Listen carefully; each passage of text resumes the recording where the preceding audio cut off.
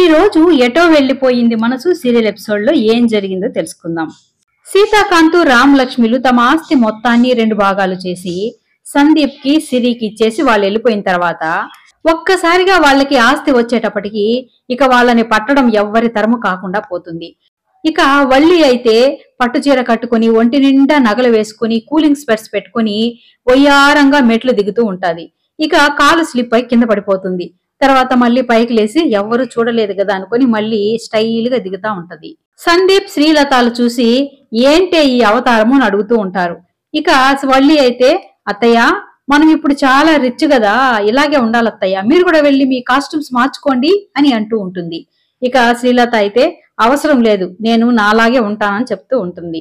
ముందు ఆ స్పెట్స్ తీయవే, ఏదో ఒకటి తట్టుకొని పడ్డావంటే మళ్ళీ నేను హాస్పిటల్ కి తీసుకెళ్లాలి అని సందీప్ చెప్తూ ఉంటాడు.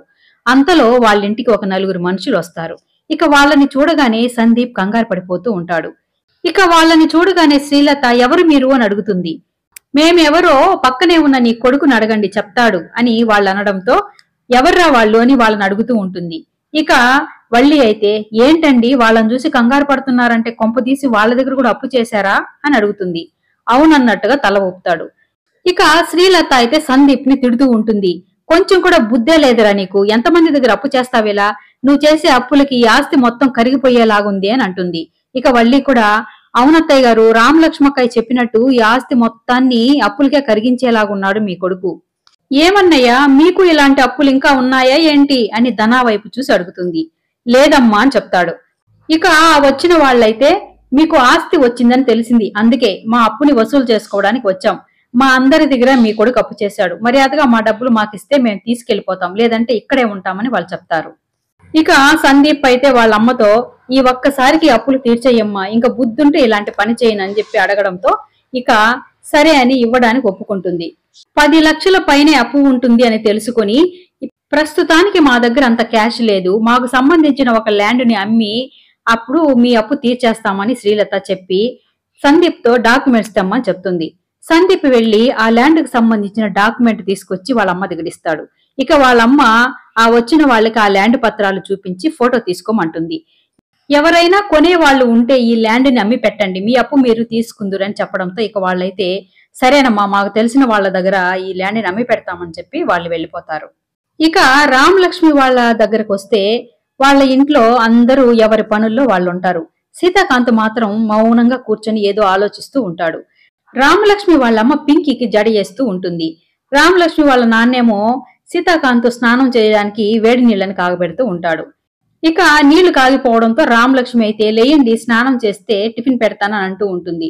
కానీ సీతాకాంత్ మాత్రం నేను తర్వాత చేస్తాను అని చెప్పడంతో మీరు రోజు ఈ టయానికి స్నానం చేసి టిఫిన్ కూడా తినేస్తారు కదండి, లేయండి స్నానం చేస్తే ఒళ్ళుతో పాటు మనసు కూడా తేలిక పడుతుందని చెప్తూ ఉంటుంది.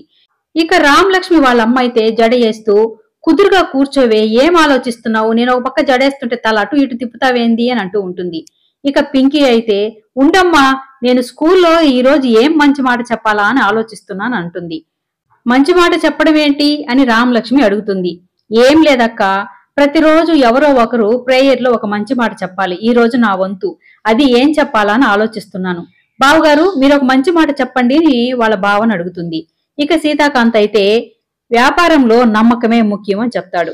అయ్యో బిజినెస్ గురించి కాదు బావగారు, ఇంకేదైనా మంచి మాట చెప్పండి అని అక్క నువ్వన్నా చెప్పవే అని వాళ్ళ అక్కను అడుగుతుంది. సరే చెప్తానులే అని చెప్పి దువ్వెన తీసి పింకీ చేతిలో పెట్టి ఈ దువ్వెన ఎంత బరువు ఉంటుంది అని చెప్తుంది.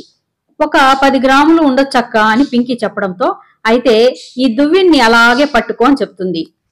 పింకీ చెయ్యి చాపుకొని ఆ చేతిలో దువ్విని అలాగా పెట్టుకుని కాసేపు ఉంటుంది. కాసేపటికే చెయ్యి నొప్పి పుట్టి అక్క చెయ్యి నొప్పి పుడుతుంది అని చెప్తుంది. చూసావా 10 గ్రాముల బరువుగా కూడా లేని ఈ దువ్వినని ఇంతసేపు చేతిలో పెట్టుకునేటప్పటికి చెయ్యి నొప్పి పుట్టింది అంటే ఏమర్థమైంది నీకు అని అడుగుతుంది. నువ్వే చెప్పక్క అని పింకీ అనడంతో చిన్నదే అయినా ఎక్కువసేపు దాన్ని మోస్తూ ఉంటే అది కూడా భరించలేని భారం అవుతుంది. సమస్య చిన్నదైనప్పుడు దాన్ని వదిలేస్తే మనసు తేలిక పడుతుంది, ఉత్సాహం వస్తుంది అని చెప్తుంది. ఇక సీతాకాంత్ అర్థం చేసుకుని రామలక్ష్మి నన్ను ఉద్దేశించే చెప్పింది అని అనుకుని ఇక ఆలోచనలన్నీ పక్కన పెట్టి స్నానం చేయడానికి నీళ్లు తోడు మామ అంటాడు. ఆశ్రమంలో పనిచేసే అతను ఆ రోజు సీతాకాంత్ వాళ్ళ తాతయ్యని హాస్పిటల్కి తీసుకెళ్లాడు కదా, అతను ఇప్పుడు ఫోన్ చేస్తాడు. ఇక సీతాకాంత్ అయితే అడుగుతూ ఉంటాడు, మా తాతయ్య ఆరోగ్య పరిస్థితి ఎలా ఉంది అని అడుగుతూ ఉంటే, ఇంకా స్పృహలోకి రాలేదు సార్, కానీ కొద్ది రోజులు ట్రీట్మెంట్ ఇవ్వాలని డాక్టర్స్ చెప్పారు అని చెప్పడంతో, అయితే జాగ్రత్తగా చూసుకో, అవసరమైతే నాకు ఫోన్ చేయి, నేను వస్తాను అని సీతాకాంత్ చెప్తూ ఉంటాడు. స్నానం చేసి ఫ్రెష్ అయి వచ్చిన సీతాకాంత్కి రామలక్ష్మి కాఫీ ఇస్తుంది. ఇక ఇద్దరు తాగుతూ కాసేపు మాట్లాడుకుంటారు. రామలక్ష్మి అయితే, చూడండి, జరిగిందేదో జరిగిపోయింది, ఇక జరగాల్సింది చూడాలి కదా, మన ఇద్దరిలో ఎవరో ఒకరు ముందడుగు వేయాలి, నేను మళ్ళీ ఆటో తోలాలి అనుకుంటున్నాను అని చెప్తుంది. నిన్ను పెళ్లి చేసుకుని మహారాణిలాగా చూసుకోవాలి అనుకున్నాను, కానీ నీకు ఏమీ ఇవ్వకపోగా నిన్ను మొదటికే తీసుకొచ్చేశాను, అది నాకు చాలా బాధగా ఉంది రామలక్ష్మి అని చెప్తాడు. చూడండి, మీరు నా పక్కనుంటే నేను ఎప్పుడూ మహారాణినే, అన్ని రోజులు ఇలాగే ఉండవండి, మనకు మంచి రోజులు వస్తాయని రామలక్ష్మి చెప్తుంది.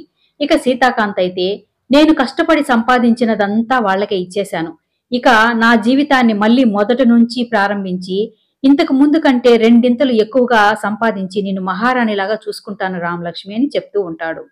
ఇక సందీప్ కి అప్పిచ్చిన వాళ్ళు మళ్ళీ వాళ్ళ ఇంటికి రావడంతో సందీప్ అయితే ఆతృతగా, ఏంటి అప్పుడే ల్యాండ్ అమ్మేశారా, 50 లక్షలు వచ్చేసాయా అని అడుగుతూ ఉంటాడు. ఇక వాళ్ళైతే కోపంగా, ఏంటి నాటకాలు ఆడుతున్నారా, మాకిచ్చిన అప్పుని ఎగ్గొట్టడానికి డ్రామాలు ఆడుతున్నారా అని అంటారు. అదేంటి మీరేమంటున్నారో మాకు అర్థం కాలేదే అని శ్రీలత అంటుంది. ఇక వాళ్ళైతే, ఈ ల్యాండు అనుభవించడానికే గాని అమ్మడానికి లేదు, ఆవిడెవరో రామలక్ష్మి అంట, ఆమె సంతకం లేనిదే దీన్ని అమ్మడానికి లేదు, మీకున్న ఆస్తుల్లో 1 సెంటు కూడా మీరు అమ్ముకోవడానికి కుదరదు అని చెప్తాడు. చూడండి, 3 రోజులు మీకు టైం ఇస్తున్నాం, ఈ 3 రోజుల లోపల మా అప్పు తీర్చలేదనుకో తర్వాత జరిగే పరిణామాలు చాలా సీరియస్ గా ఉంటాయని చెప్పి వార్నింగ్ ఇచ్చి వాళ్ళు అక్కడి నుంచి వెళ్ళిపోతారు. ఇక శ్రీలత సందీప్ వల్లి ధనాలకైతే నోట్లో పచ్చి వెలక్కాయ పడ్డట్టు అయిపోతుంది. అప్పుడే సిరి క్లాప్స్ కొడుతూ వచ్చి, ఇది గదా ట్విస్ట్ అంటే, ఏంటబ్బా మా రామలక్ష్మి వదిన గమ్ముగా తల వంచుకుని వెళ్ళిపోయిందా అనుకున్నా, ఇప్పుడు మా వదిన అనిపించింది, కష్టపడి సంపాదించిన మా అన్న ఆస్తిని తేరగా కొట్టేద్దామనుకున్నారా, ఇప్పుడు నాకు చాలా సంతోషంగా ఉంది, తృప్తిగా ఉంది అని చెప్పి సిరి అక్కడి నుంచి వెళ్ళిపోతుంది. ఇక రామలక్ష్మి వాళ్ళ ఇంట్లో రామలక్ష్మి వాళ్ళ అమ్మ భోజనాలు పెడుతూ ఉంటుంది. రామలక్ష్మి వాళ్ళ నాన్న కింద కూర్చుని పళ్ళెం పెట్టుకుని భోజనం వడ్డించుకుంటా ఉంటాడు. అంతలో సీతాకాంత్ రావడంతో అల్లుడు ఉండలుడు అని టేబుల్ మీద కూర్చోవడానికి ఏర్పాట్లు చేస్తూ ఉంటే, ఏంటి మామ, నన్ను ఇంకా పరాయి వాళ్ళలాగే చూస్తున్నారా, నన్ను మీలో ఒకడిగా అనుకోవడం లేదా అని అంటాడు. అయ్యో అంత మాట అనొద్దల్లుడు, నువ్వెప్పుడు అంత ఎత్తునుండాలల్లుడు అంటాడు. పర్వాలేదు మామ, నేను నీ పక్కనే కూర్చొని తింటానని సీతాకాంత్ కూడా కింద కూర్చొని ఇక అన్నం తినబోతూ ఉంటారు. అప్పుడే రామలక్ష్మి వాళ్ళ ఇంటి ముందు బయట నిలబడి ధన అయితే రామలక్ష్మి అని పిలుస్తూ ఉంటాడు. ఇక రామలక్ష్మి వాళ్ళ నాన్న, ఏంటి అది ధనా గొంతులాగుంది అని అంటాడు. ఇక రామలక్ష్మి వాళ్ళమ్మ బయటికి వచ్చి చూసేటప్పటికి ధన, ఏంట్రా ఇక్కడే ఉన్నావు, లోపలికి రా అని పిలుస్తూ ఉంటుంది. పర్వాలేదమ్మా, నేను తర్వాత లోపలికి వస్తాను, ముందు రామలక్ష్మిని బయటికి పిలువు అని ధన అంటాడు. అమ్మాలనుకున్న ల్యాండ్ పత్రాల మీద రామలక్ష్మి సంతకం పెట్టించుకోవడానికే ధన అక్కడికి వస్తాడు. ధనతో పాటు శ్రీలత సందీపులు కూడా వస్తారు. కానీ వాళ్ళు రామలక్ష్మి వాళ్ళ ఇంటికి రాకుండా ఇంటికి కొద్దిగా దూరంగా కారు ఆపి కారులోనే కూర్చొని ఉంటారు. సందీప్ వాళ్ళ అమ్మతో అంటూ ఉంటాడు, మనం కూడా ధనాతో పాటు వెళ్ళుంటే బాగుండేదమ్మా, ఆ రామలక్ష్మి సంతకం పెడుతుందా అని అడుగుతూ ఉంటాడు. చిచి, వాళ్ళింటికే, ఆ దరిద్రపు కొంపలోకి నేను కాలు కూడా పెట్టను, వాళ్ళంటేనే నాకు ఒళ్ళు మంట అని శ్రీలత చెప్తూ ఉంటుంది. ధనా కొంత వినగానే రామలక్ష్మికి అర్థమైపోయి ఉంటుంది వాడెందుకొచ్చాడు అని.